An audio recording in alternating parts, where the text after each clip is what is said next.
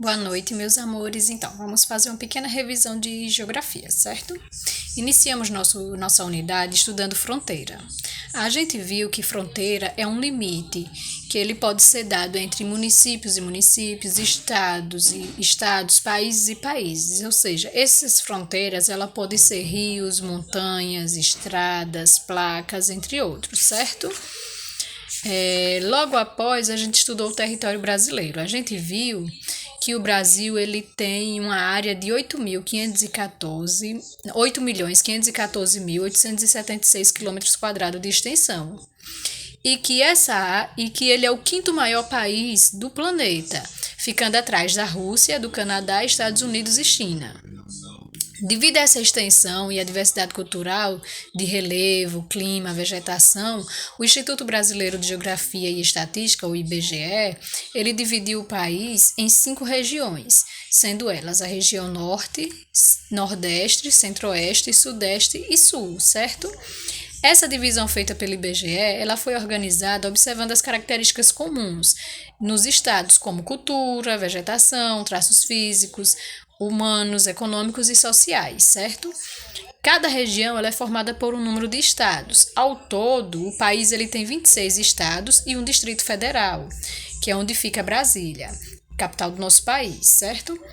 Os estados também eles apresentam divisões menores, que são chamados de municípios. E o nosso país pode ser representado pela sigla BR.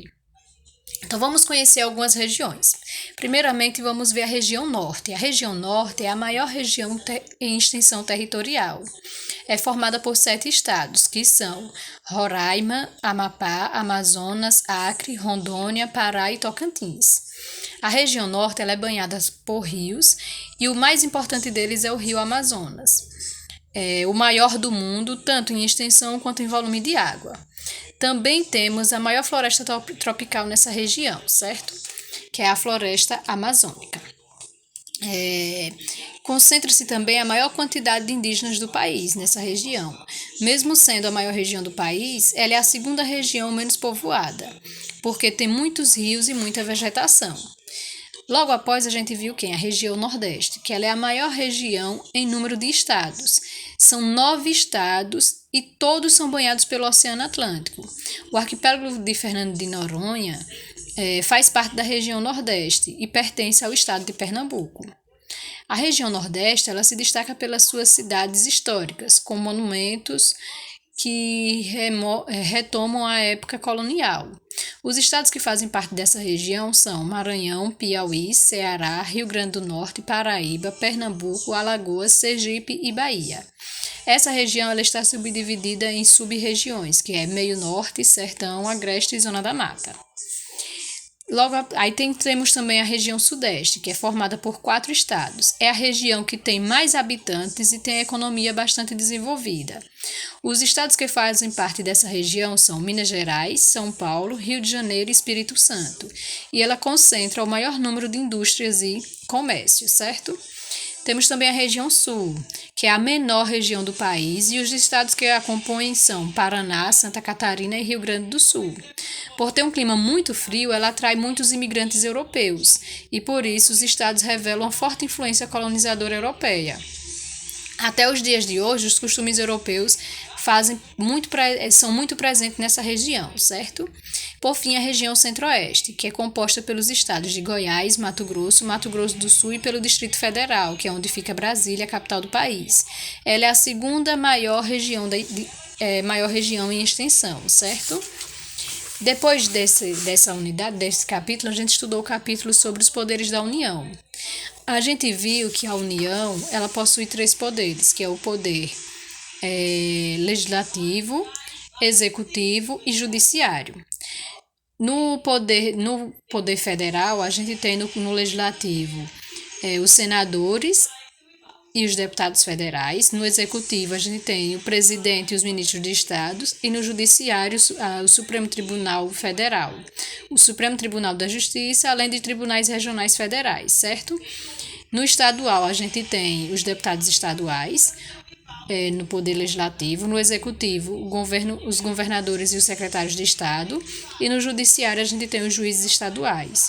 E no municipal, no poder legislativo, a gente tem os vereadores, no executivo, o prefeito e os secretários municipais, e no judiciário não há poder judiciário municipal, certo? Então, quais são as atribuições dos poderes da União? No Poder Executivo Federal, as atribuições são governar administrando os recursos públicos conforme a lei, apresentar projetos de lei ao Poder Legislativo, cumprir leis existentes, aprovar e anular leis, representar o país em eventos internacionais. Já o Poder Legislativo Federal eles têm as atribuições de legislar, propor e votar leis apresentadas pelos outros poderes e pela população, fiscalizar as ações do Poder Executivo, votar os orçamentos públicos e examinar as contas públicas. E o Poder Judiciário Federal a gente tem interpretar as leis que o Legislativo elabora e o Executivo promulga e julga suas pendências, julgar os cidadãos que por diversos motivos não cumprem as leis, garantir e defender os direitos individuais, promovendo a justiça, resolvendo os conflitos da vida em sociedade, certo? Então, os cidadãos, eles pagam os impostos, e os impostos eles são arrecadados e vão para os cofres públicos. O Poder Executivo apresenta orçamentos para a utilização desse dinheiro, e os impostos voltam para os cidadãos em forma de serviços prestados à população, como saúde, educação, segurança, entre outros, certo? A gente também viu a questão de hierarquia. O que é hierarquia? Então, a gente viu que hierarquia é uma ordem de elementos de acordo com o seu valor e trata-se de uma gradação de pessoas, certo? Então, o Brasil é uma república federativa presidencialista. Então, é república porque o chefe do Estado, o presidente, é escolhido através de eleições e a eleição é eleito temporariamente. Federativa porque o Estado é dotado de autonomia política, tendo o chefe de governo, denominado governador, e presidencialista porque as funções de chefe de governo e chefe do Estado são exercidas pelo presidente da República, certo? Então, o poder de Estado ele é dividido entre os órgãos políticos distintos, que é o poder executivo, legislativo e judiciário, que são exercidos da forma que a gente já falou anteriormente, certo? Então, numa república presidencialista, o presidente é quem dá as ordens aos ministros, os ministros mandam nos secretários. No governo do estado temos o chefe, o governador do estado, que manda nos secretários de estados. E no municipal a gente tem o prefeito que comanda os secretários municipais, certo? A gente também viu o que era federação, que a proclamação da República ocorreu em 15 de novembro de 1889, no Brasil, e substituiu uma monarquia, passando o país a ser governado por Por um presidente da República, que é escolhido através de eleições diretas e com mandato definido pela Constituição. Por um período atualmente de 4 anos. Então, o Brasil ele adotou a República Federativa dividido em estados, que hoje são 26, e o Distrito Federal, onde está localizada a capital da República, que atualmente está na cidade de Brasília, certo? Vimos também a questão dos estados, que são 26 estados, vimos as capitais de cada um deles e as siglas, certo? Como também suas bandeiras. Além dos estados, a gente viu também o município. A gente estudou detalhadamente a questão do município, que possui prefeito, vice-prefeito, a Câmara dos Vereadores, que é onde estão os vereadores e também onde ficam os conselhos municipais, certo? E vimos também a questão sobre o distrito, que o nosso país ele apresenta diversas divisões administrativas, que podem abranger um ou mais bairros, e essas divisões são chamadas de distritos municipais.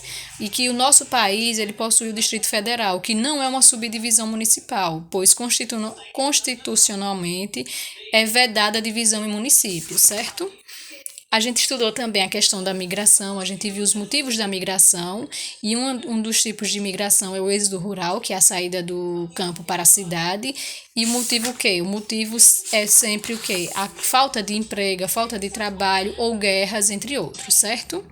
Estudamos também a questão da diversidade cultural, que o Brasil, como é um país extenso, e ele foi colonizado por europeus e tudo mais, então a gente viu que o nosso país ele é influenciado por 3 tipos de etnia, que são os europeus, os indígenas e os africanos, certo? Algumas influências indígenas vieram questão do vocabulário, como o biratã, iracema, a questão de uso de canoas, a comida como a mandioca e o uso de ervas para cura, certo? A gente viu que nas influências europeias a gente tem o quê? A questão da língua portuguesa, o cristianismo, as festas juninas e o carnaval, Bumba Meu Boi, as brincadeiras de rodas e cantiga, na arquitetura e na alimentação, como bacalhau, pastel de Belém, entre outros. Na questão da africana, a gente viu vocabulário como caçula, dengoso, cachaça. Na culinária, a gente viu a questão do mungunzá, o acarajé. Temperos como o azeite de dendê, a pimenta, o leite de coco. Na religião, a gente tem o quê? O candomblé, a umbanda e a quimbanda. Algumas divindades religiosas como Iemanjá, a prática da capoeira, o samba, a congada, o afoxé. E nas festividades, a gente tem o maculelê, o reisados, as congadas e o maracatu. E essa é a nossa revisão, certo? Para a prova de geografia. Eu espero que vocês tenham entendido. Qualquer dúvida vocês podem perguntar para a tia no decorrer do dia, certo? Que eu estarei tirando as dúvidas de vocês. Bons estudos, boa prova. E eu tenho certeza que vocês vão se sair bem, certo? Super beijo.